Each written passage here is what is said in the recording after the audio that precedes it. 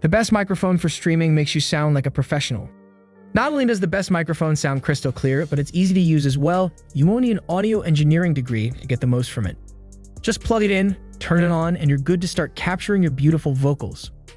Hello guys, today's video, we're taking a look at the 5 best streaming microphones of 2022. And if you want more information, we also put the links in the description box down below. Thanks. Starting up our list with number 5, we've got the Razer Seiren Mini.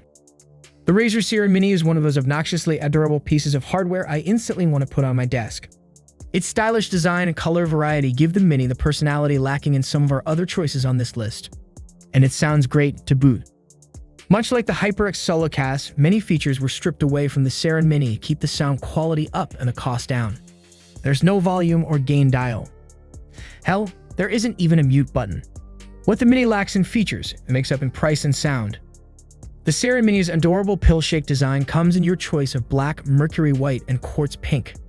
Out of the budget mix, the Seiren Mini's design is the most eye-catching. As you can hear above, the Seiren Mini sounds just as good as Razer's more expensive Seiren offerings. The Mini's super cardioid polar pattern does a better job of tapering down background noise to focus on what's in front of it, though it does sound a bit softer than the Seiren emote at its default gain.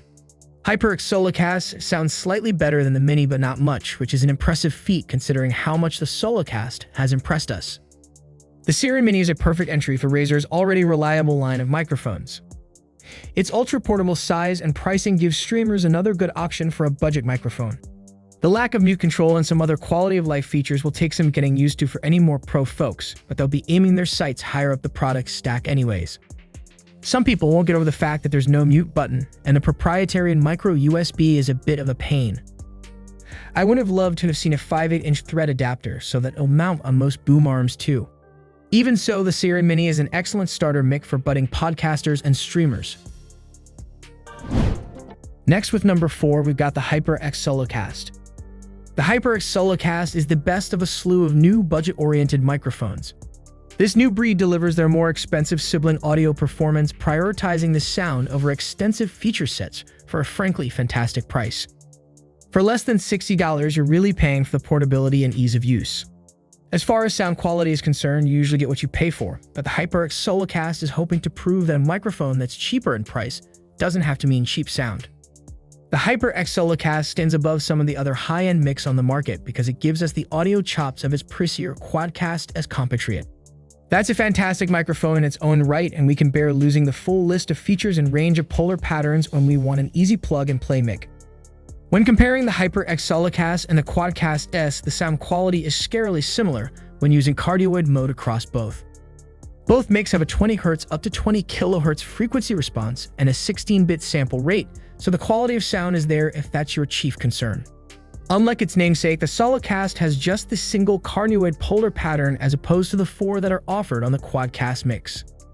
The features HyperX has sacrificed the audio gods are a headphone jack, gain control, shock mount, internal pop filter, and let's not forget that fun-looking RGB lighting.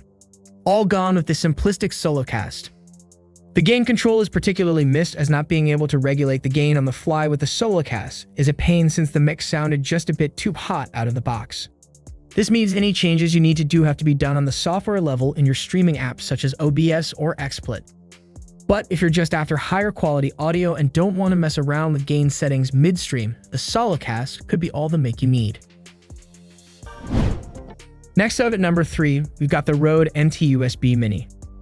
As tiny mics go, the Rode NT USB Mini is an impressive offering from Rode.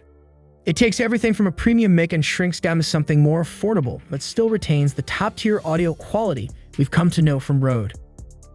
It's a solid-sounding microphone despite its tendency to pick up some background noise.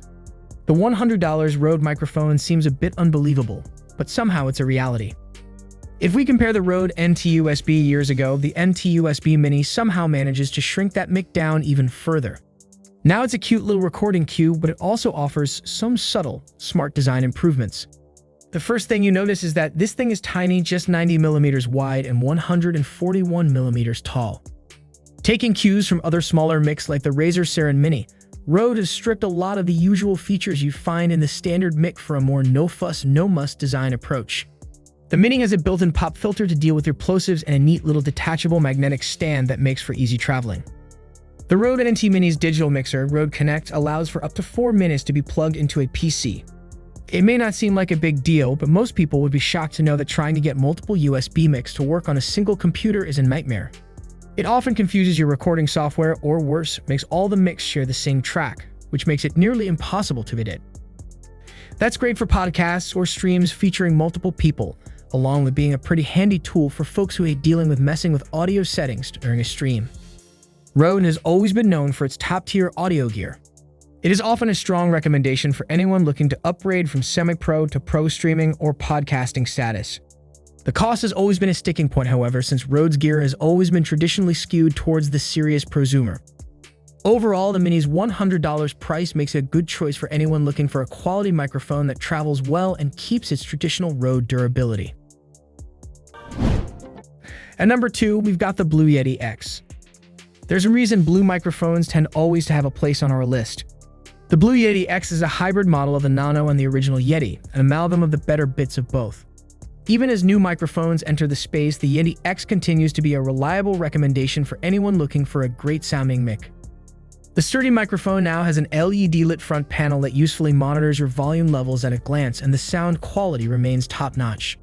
This smart knob functionality also allows on-the-go tweaks to gain headphone levels while using the built-in 3.5mm jack and blend modes.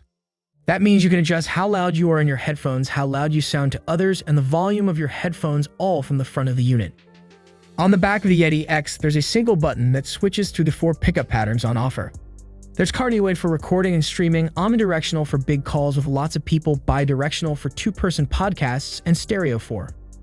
When it comes to microphone quality, it's clear why this is still the mic of choice for many professional podcasters and streamers. It's crisp and clear with an impressively wide range that feels like it represents your voice clearly in recordings. The downside to this mic is it's quite chunky. The included stand does a great job of keeping it stable on a desk.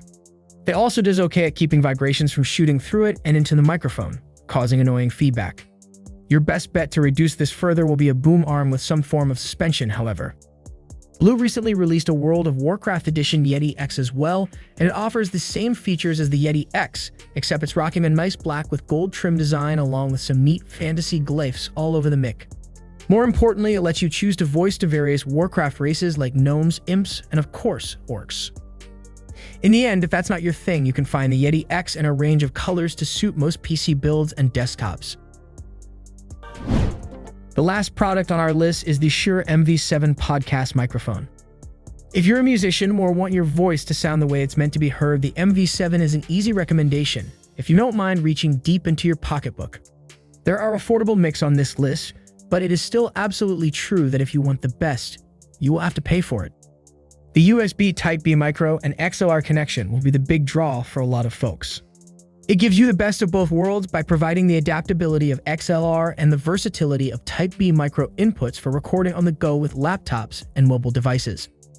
Shure's first hybrid XLR and USB microphone manages to provide pro-grade sound with minimal setup and expertise. While it is more expensive than your average premium mic, its versatility completely justifies the cost.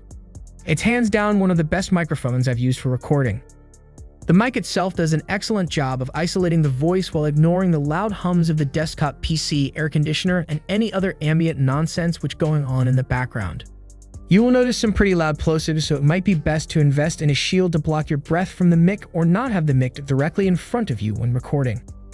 The MV7 takes advantage of the Shure Plus Motive software, which lets you tweak and fine-tune your sound with relative ease. From here, you can mess with things like adding compression to your voice, adjusting your EQ, and adding a limiter. One of the more understated features is the auto-level mode, which basically keeps you from hitting the red. That's especially useful if your content involves lots of shouting or singing or both. So now you don't have to worry about bursting your viewers' eardrums when a jump scare gets the better of you in phasmophobia. Also nice if you're a bit of an audio novice and your recording area isn't acoustically sound. The Shure MV7 is a great-sounding XLR and USB hybrid microphone that'll give veteran podcasters and streamers a serious upgrade, especially if you're looking for a microphone that'll plug into a USB audio interface at first and later can be useful in upgrading to an all-XLR setup down the line. It's for content creators who want to bring their production values to pro-grade levels but don't want to or can't spend that pro-grade money. $250 for a hybrid USB and XLR microphone isn't that big of an ask when you consider the flexibility of the Shure MV7.